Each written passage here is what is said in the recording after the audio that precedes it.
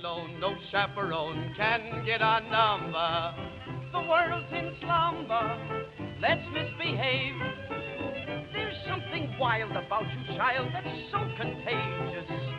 Let's be outrageous, let's misbehave.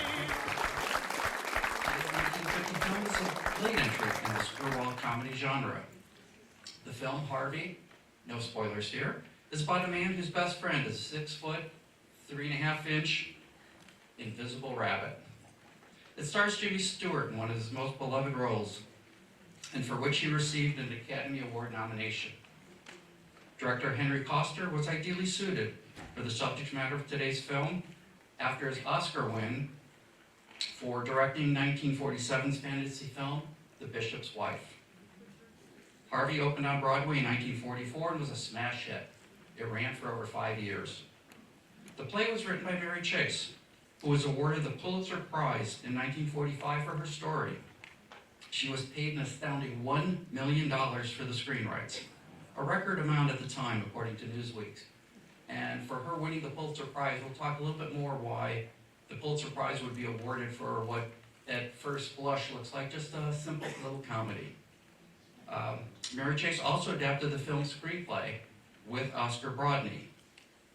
Jimmy Stewart had already starred in a 7-week run of the play on Broadway in 1947, substituting for its star Frank Fay and substituting again in 1948.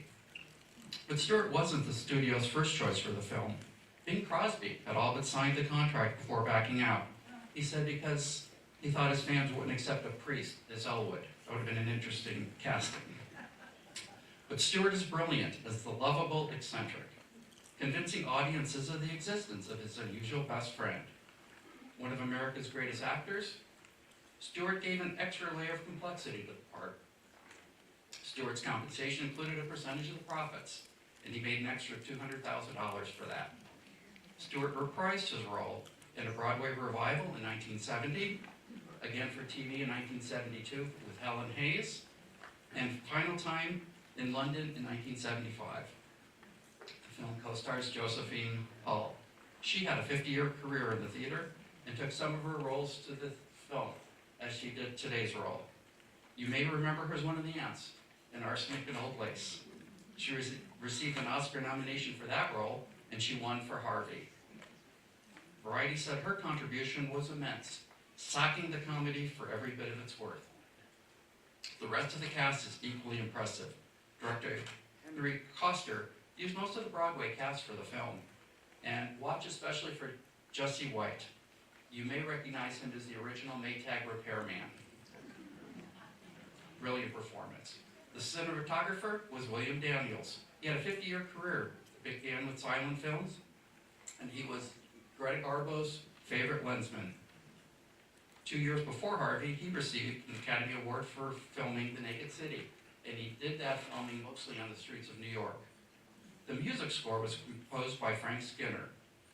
As film music historian Stephen Smith explained during our screening of Arsenic and Old Lace, music comedy is especially tricky for music to write. Here, Skinner's score balances screwball comedy characters and fantasy elements with a joyful, upbeat vibe. And one character, which will remain unnamed for now, gets his own 4-note melody. It's whimsical and a bit mysterioso, just like he is. The film was edited by Ralph Dawson. He was nominated for 4 Academy Awards and won 3 times. The story is set after the tumult of the Great Depression, World War II, the Cold War, nuclear threat, and impending Korean War. People were paranoid, retreating into fearful conformity, so much so that this period of time is known as the Age of Conformity. A record number of children were born, beginning of the baby boom. A record number of families moved out of cities to the suburbs. Men and women observed strict, very strict gender roles to comply with society's expectations.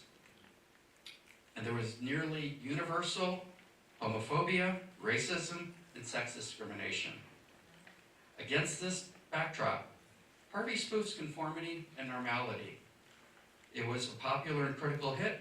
It was nominated for 2 Academy Awards and 3 Golden Globes.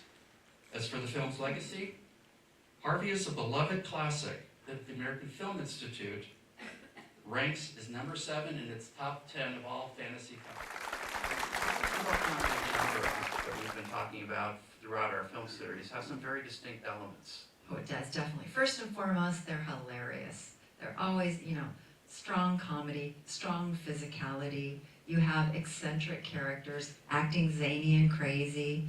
Also, there's always a satire element in screwball comedies, and common subjects of satire are, of course, relationships, but also traditional institutions. Academia is often lampooned. Law enforcement is a favorite target. Let's see what else. Banking industry. No sacred cows. Right, and you have mature actors in adult situations as opposed to a lot of the romantic comedies.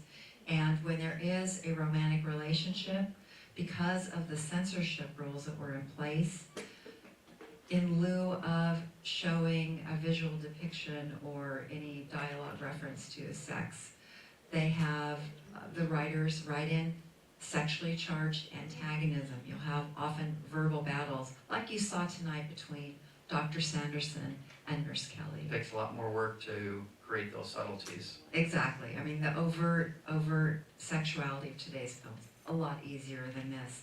Also, the dialogue is very witty in screwball comedy, fast-paced, and they are silly, they are not sentimental. And, of course, the best screwball comedies do have a social commentary or social issues that undergird the laughs. And this film definitely has some social messages and addressed in a very clever way, but just a little bit of background on Harvey. It was a pretty late entry for what we have considered the classic screwball comedy era. The Depression was over, but it's still definitely a screwball comedy. Oh yes, I mean, we all laugh at the crazy behavior. We certainly had all eccentric characters, and then the satire here was really on the idle, foolish, rich, the society class. Psychiatry is skewered terribly, as is conformity. And as I mentioned in my intro, if you look at Harvey at the backdrop of what was going on at the time in our country, people were paranoid. They were absolutely frightened. All the changes, there were so many different things coming in. They were basically scared into some type of conformity. And Mary Chase as a writer, what a bold and brave thing for her to tackle. Absolutely. With the advent of the atom bomb, that changed everything. Americans had been very comfortable, almost complacent, if you will, being so far away from the wars of Europe. With the advent of the atom bomb, all of a sudden, wow, this could come right to our shores and annihilate us. That with all the other social and political and economic upheaval that the country had gone through, people cleave to things that are like them. They want to be in their comfort zone, surrounded by people that think like them, that look like them, that act like them. And so anybody different is going to be treated poorly. And I think part of the reason that Mary Chase won the Pulitzer Prize for her story on this is because of all the symbology, and all the subtle things that are being addressed. The rabbit, for instance, it's a symbol. Yeah, and her taking on conformity in the age of conformity, what a brave thing she did. It was incredible. If you think of, for those of us, of course, in 2024, it's very hard to imagine what life was like in that age of conformity. The duck and cover, we're so afraid, the Red Exactly. Scare. Right, but if you think of the television shows that were popular in that era, the Leave It to Beaver, Father Knows Best, Ozzie and Harriet, the message in all those TV shows was conform and you'll be happy like these TV families. And we saw that was all a lead up to the 60s and the revolution. Exactly. So many areas. The conformity didn't last. You can try to keep people down, but eventually things are going to explode. So what do you think the rabbit was Well, symbol for? to me, I perceived the rabbit in this film as being Elwood's coping mechanism. We learned that from Vida. She says that Elwood had not seen the rabbit until after his mother died.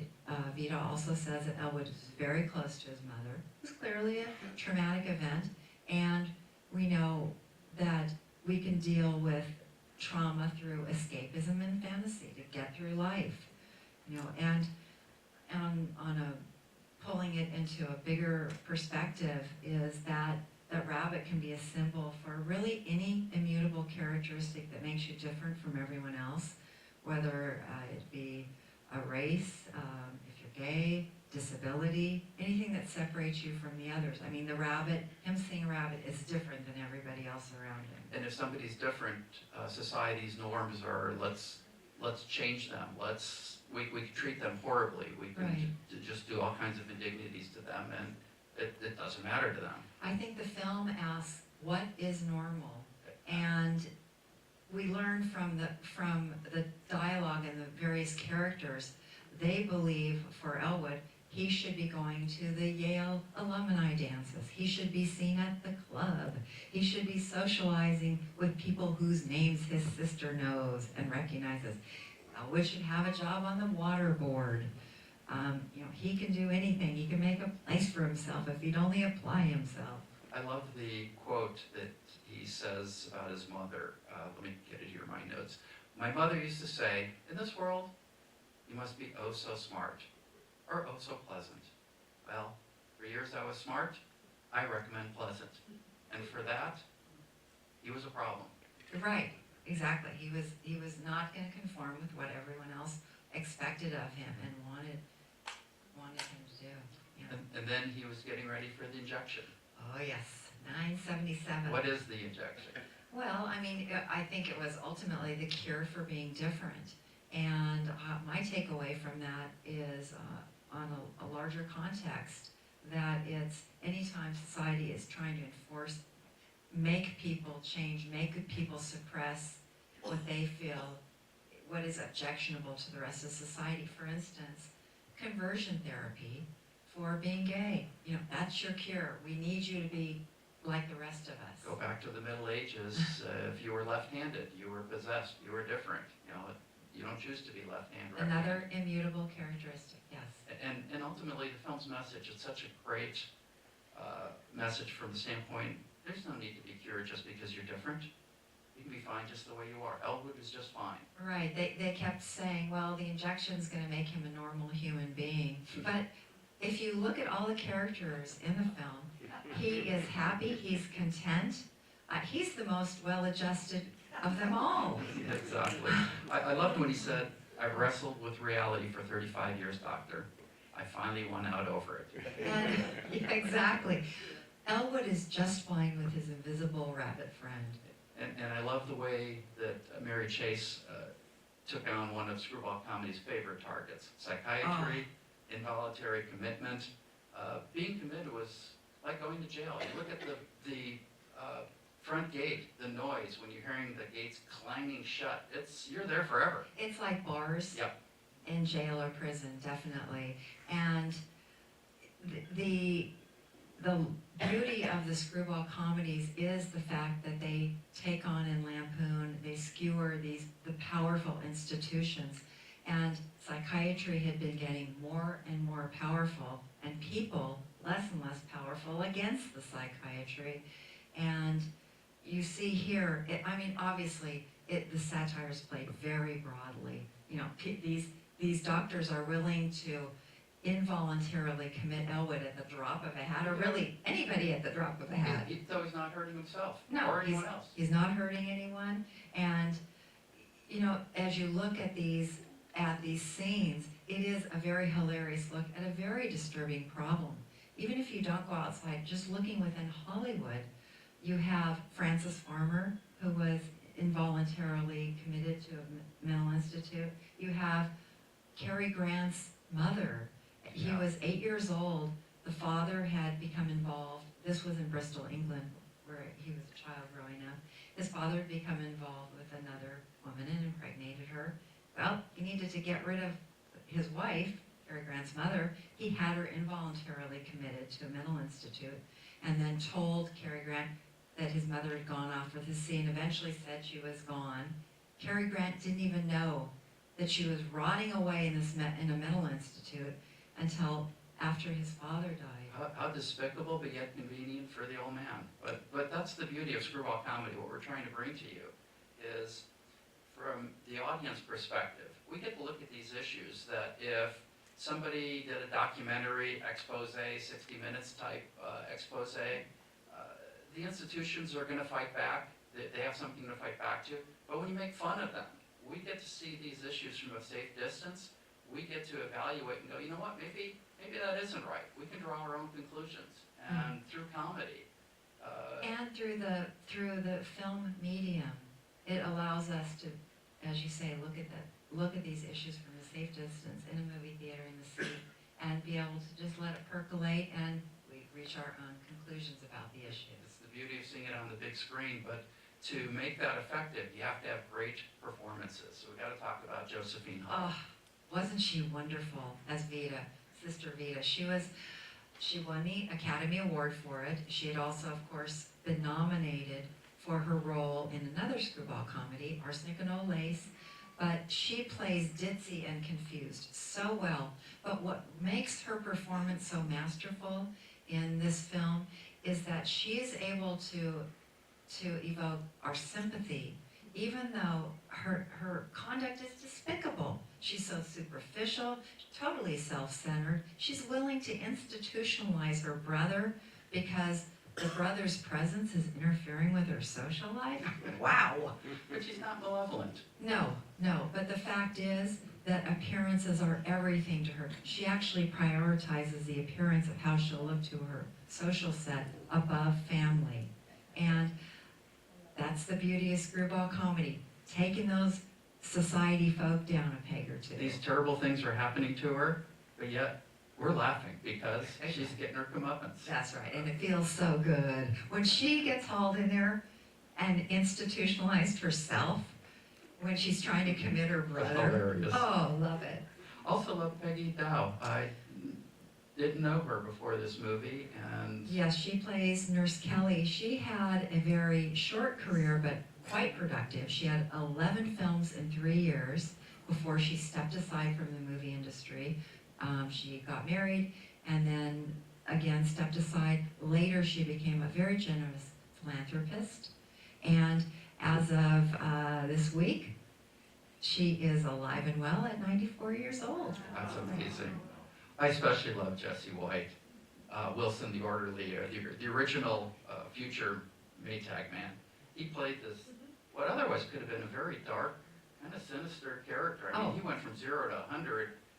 He was waiting to pound on somebody under the color of authority. Yes, and when you think of Jessie White as the actor, his conduct, he is violent, and his words very disrespectful, and he dehumanizes everybody he's in contact with. He's dehumanizing them, and it would be frightening and scary, except for the fact the actor's performance makes it. He is such a good comic actor that we can relax and laugh at it instead of being terrified at the treatment of these people at his hands. And even when Jesse Wilson brought back the police officer, said, I've got help now. And the cop does the same thing, 0 to 100. He just starts manhandling, Right. just taking somebody else's word, no due diligence, no investigation, no questions, just immediate violence. So Mary Chase was taking on a lot of different institutions here. Yes, indeed. But after moving on to kind of the director, after directing The Bishop's Wife, Henry Koster was a perfect director for today's film because he had won the Oscar for The Bishop's film and has a real touch for being able to bring a story like this to life to the screen. Right. He, in brief, he was born in Berlin, and he had an incident that occurred after Adolf Hitler came to power. He went to do some banking, and his savings account, his savings had been seized, and so he realized he was in danger. He immediately left the country, And he had started his work in film, working his way up to directing in Germany, and then he went to Budapest and he met up with the future famous producer Joe Pasternak. Great They director. ended up having a decades-long collaboration and friendship, and Joe Pasternak was responsible for bringing Henry Koster over from Europe to sign a contract with Universal Studios, where he was for decades. Together, Pasternak and Koster developed the duo Abbott and Costello. Our director here directed their first film, which has the iconic Who's on First comedy routine in it. And also Pasternak and Koster developed the singing actress Deanna Durbin. Mostly forgotten, but what a talent. She was a superstar in her age, and they groomed her for stardom. She also performed in two well-known screwball comedies called Three Smart Girls, and It Started with Eve. And both of those are titles you wouldn't know much about him. Exactly. But he had a big career and a varied career in different genres of film. But to show you to tell you about his character and the diversity of films, he directed The Flower Drum Song, which is a Rodgers and Hammerstein musical. But what was especially noteworthy about it is Henry Koster did something very, very unconventional. He had an all-Asian cast, Wow. singing, dancing, cracking jokes, portraying prominent Americans.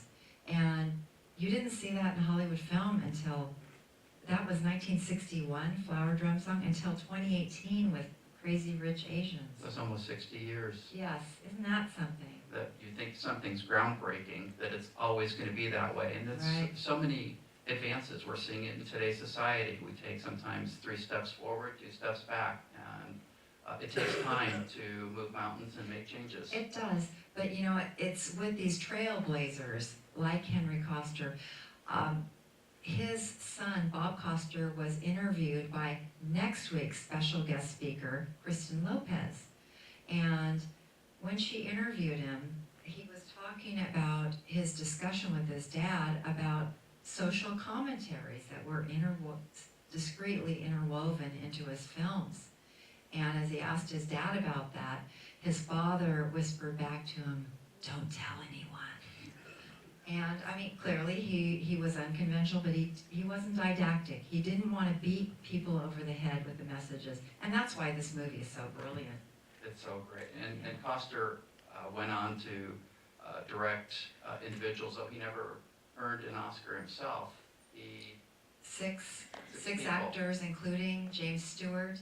And Henry Koster told his son that his best working experience was, in his entire career, was working on Harvey with James Stewart. And Henry Koster made 5 films with Jimmy Stewart. And James Stewart was brilliant. He's acting to empty space. You believe the rabbit is there. That is so, I would imagine that would be the most difficult acting job. He was just huge career. I think one of our greatest actors, war hero. He was our highest ranked Hollywood actor, wasn't he? Yes, Brigadier General That's right. was the highest rank he received. But a lot of people talk about his career pre-war, post-war. He came back a changed man, and Yes. you see it in his roles. They become much more complex, darker. You don't see the roles with the idealism like the Mr. Smith Goes to Washington and he can't take it with you. All his young idealistic roles. But he's left this legacy for us of screwball comedy, some of our favorite. He won the Oscar for Philadelphia Story, which we screened last season. You Can't Take It With You, Vivacious Lady. It's a Wonderful World. This is a film we recently discovered. So fun. 1939 with Claudette Colbert. You don't think of Jimmy Stewart as a screwball comedy star, and No. yet, I mean, he's right up there with Cary Grant and Melvin Douglas and Ralph Bellamy, Fred McMurray. He's right, but you just don't, because Jimmy Stewart was so accomplished in so many different genres, you know, with his suspense and westerns and, He was one of the most versatile. yes, indeed. What's that, Harvey? Oh, yeah. First, Harvey would like to apologize for being late. His hair dryer broke. He was wet. Did not want to embarrass anyone. He wanted to be a fluffy puka.